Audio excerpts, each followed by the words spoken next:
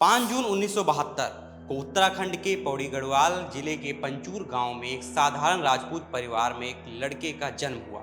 उसका नाम रखा गया अजय सिंह बिष्ट। पिता आनंद सिंह बिष्ट एक वन रेंजर थे जो जंगलों की हिफाजत और देखभाल में दिन रात लगे रहते थे। माता सावित्री देवी घर संभालती और परिवार की नींव को मजबूत रखती। लेकिन अजय के अंदर से बचपन से ही एक अनोखी आग जल रही थी, समाज सेवा, हिंदू संस्कृति और न्याय की। उनके 7 भाई बहनों वाले इस परिवार ने उन्हें मेहनत का पाठ पढ़ाया। अजय की प्रारंभिक शिक्षा पौड़ी गढ़वाल के एक स्थानीय स्कूल में हुई, जहां उन्होंने कक्षा 12 तक पढ़ाई की। इसके बाद वे हेमावती नंदन बहुगुणा गढ़वाल विश्वविद्यालय पहुंचे, जहां उन्होंने गणित बीएससी की डिग्री हासिल की। यही छात्र जीवन में उनकी राजनीति महत्वाकांक्षा जागी। वे अखिल भारतीय विद्यार्थी परिषद से जुड़े और कॉलेज यूनियन के सचिव पद के लिए चुनाव लड़ने की इच्छा जताई, लेकिन संगठन ने उन्हें टिकट नहीं दिया। निराश न होकर अजय ने निर्दलीय उम्मीदवार के रूप में चुनाव लड़ा। हालांकि परिणाम निराशाजनक रहा। वे बुरी तरह हार गए, लेकिन यह हार उन्हें तोड़ न सकी, बल्कि यह उनके संघर्ष की शुरुआत बनी। फिर आया जीवन का वह मोड़ जो इतिहास रचने वाला साबित हुआ। 1992 में राम मंदिर आंदोलन अपने चरम पर था। मात्र 21 साल की उम्र में अजय अयोध्या की कार्य सेवा में शामिल हो गए। वहां उनकी मुलाकात हुई महंत अवैधनाथ से, जो गोरखनाथ मठ के पीठाधीश्वर थे। आश्चर्यजनक रूप से पता चला कि अवैधनाथ जी उनके दूर के रिश्तेदार थे। अजय के जोश और समर्पण को देखकर अवैधनाथ प्रभावित हुए और बोले, तू मठ का वारिस बनेगा। बस अजय ने कॉलेज की पढ़ाई आधे में छोड़ दी। 1994 में उन्होंने गोरखनाथ मठ में संन्यास ले लिया और नाम रखा गया योगी आदित्यनाथ। आदित्यनाथ नाम उनके गुरु अवैधनाथ के सूर्य जैसी चमक से प्रेरित था। इससे पहले गोरखनाथ मठ के इतिहास को समझना जरूरी है। यह मठ लगभग 800-1000 साल पुराना है, जिसका नाम 11वीं शताब्दी के महान योगी गोरखनाथ से पड़ा। नाथ संप्रदाय के संस्थापक गोरखनाथ ने यहाँ साधना की और हिंदू आध्यात्मिक परंपरा को मजबूत किया। गोरखपुर शहर का नाम भी इन्हीं से जुड़ा है। मठ न केवल धार्मिक केंद्र रहा, बल्कि सदियों से साधु संतों की परंपरा का प्रतीक है। लेकिन 20वीं शताब्दी में इसका राजनीतिकरण शुरू हुआ, जो हिंदू राष्ट्रवाद की लहर पर सवार रहा। इस राजनीतिक धारा के सूत्रधार थे महंत दिग्विजय नाथ। उनका जन्म 1894 में राजस्थान के उदयपुर जिले में नानू सिंह के रूप में हुआ। मात्र 8 साल की उम्र में माता पिता के निधन के बाद उनके चाचा ने उन्हें नाथ संप्रदाय के योगी फूलनाथ को सौंप दिया। 1902 में गोरखपुर मठ लाकर संन्यास दिलाया गया। 1920 में वे कांग्रेस से जुड़े और महात्मा गांधी के असहयोग आंदोलन में सक्रिय रहे। लेकिन 5 फरवरी 1922 को चौरी चौरा कांड ने सब बदल दिया। गोरखपुर के पास चौरी चौरा में प्रदर्शनकारियों ने पुलिस स्टेशन पर हमला करा। 23 पुलिसकर्मियों को जिंदा जला दिया। महान दिग्विजय नाथ को इसमें उकसाने का आरोप लगा और वे जेल चले गए। यह घटना उन्हें राष्ट्रीय पटल पर लाई और हिंदू हितों के कट्टर रक्षक के रूप में स्थापित किया। फिर 30 जनवरी 1948 को महात्मा गांधी की हत्या से ठीक 2 दिन पहले 27 जनवरी को दिल्ली में दिग्विजय नाथ ने एक सभा को संबोधित किया। भाषण में उन्होंने हिंदुओं को गांधी जैसे हिंदू विरोधी तत्वों के खिलाफ हिंसा का आह्वान किया। गांधी हत्यारे नाथूराम गोडसे इस सभा से जुड़े रहे। ब्रिटिश दंड संहिता की धारा 153A के तहत उन्हें गिरफ्तार किया गया। 9 महीने जेल काटने के बाद सबूतों के अभाव और राजनीतिक दबाव से रिहा हुआ। यह घटना उन्हें कट्टर हिंदू नेता के रूप में अमर कर गई। दिग्विजय नाथ की मृत्यु 12 सितंबर 1969 को हुई। उनके प्रमुख शिष्य महंत अवैधनाथ ने मठ की कमान संभाली। अवैधनाथ का जन्म 28 मई 1921 को वाराणसी के पिंडार तहसील के कंदी गांव में कृपाल सिंह बिष्ट के रूप में हुई। यह एक किसान परिवार से थे। ताल्लुक रखते हुए भी बचपन से धार्मिक झुकाव था। वे दिग्विजय नाथ के कट्टर भक्त थे और 1930 के दशक में मठ से जुड़े।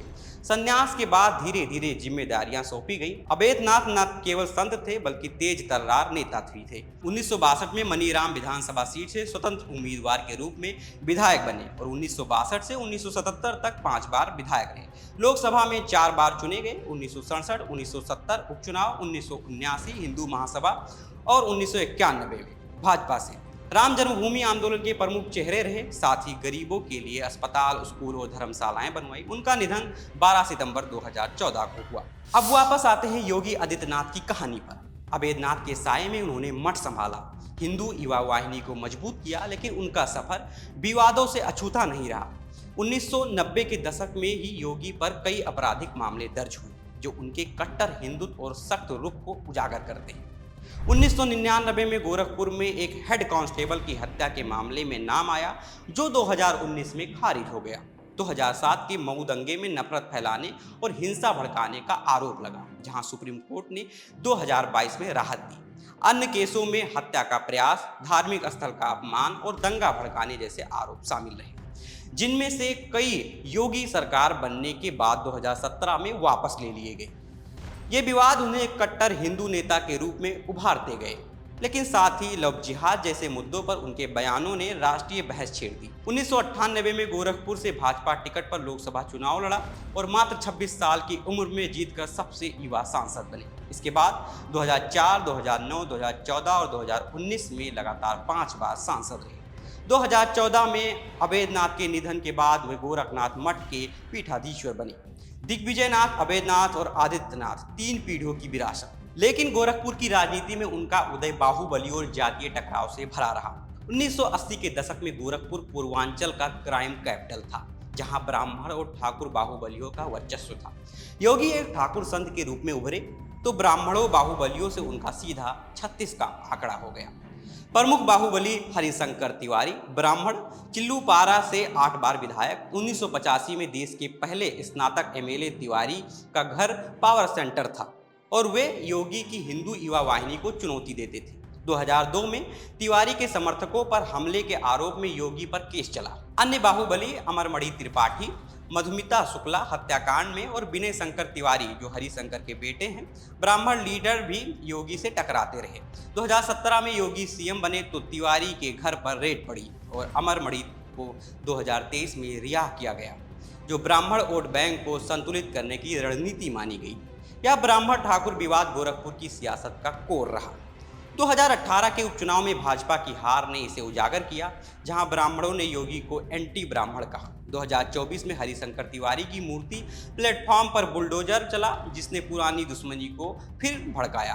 विपक्ष ने इसे जातीय साजिश बताया, लेकिन योगी ने इसे माफिया राज खत्म करने का हथियार बनाया। सच्चा टर्निंग पॉइंट आया 2017 में, जब भाजपा ने उन्हें उत्तर प्रदेश का मुख्यमंत्री बनाया। योगी सरकार ने कानून व्यवस्था पर जीरो टॉलरेंस अपनाया, भ्रष्टाचार पर प्रहार किया और विकास की नई गति दी। अवैध निर्माणों पर बुलडोजर चलवाने से बुलडोजर बाबा का टैग लगा। 2022 के विधानसभा चुनाव में भाजपा की ऐतिहासिक जीत में उनकी भूमिका अहम रही। 2024 तक योगी ने इंफ्रास्ट्रक्चर, पर्यटन और किसान कल्याण योजना पर जोर दिया। कोविड-19 महामारी में मुफ्त राशन और वैक्सीनेशन अभियान ने लाखों जिंदगियां बचाई, लेकिन विवाद भी बने रहे। अखलक लिंचिंग केस में आरोपी पर केस वापसी ने 2024 में सांप्रदायिक तनाव बढ़ाया। एक ऐसा नेता जो सादगी, शक्ति और राष्ट्रवाद का प्रतीक है, लेकिन जातीय संतुलन और बाहुबली मॉडल की चुनौतियों से जूझता रहा है। यह सफर जंगल रेंजर के बेटे से महंत और फिर सीएम तक, हिंदू राष्ट्रवाद, अटूट इच्छा शक्ति, विवादों के बीच सेवा भाव और गोरखपुर के जातीय युद्ध की मिसाल है। गोरखपुर मठ की यह परंपरा आज भी चमक रही है, जो धर्म, राजनीति और संघर्ष को एक सूत्र में बांधती है। फिलहाल इस पर आप क्या सोचते हैं, हमें कमेंट में अपनी राय जरूर दीजिएगा।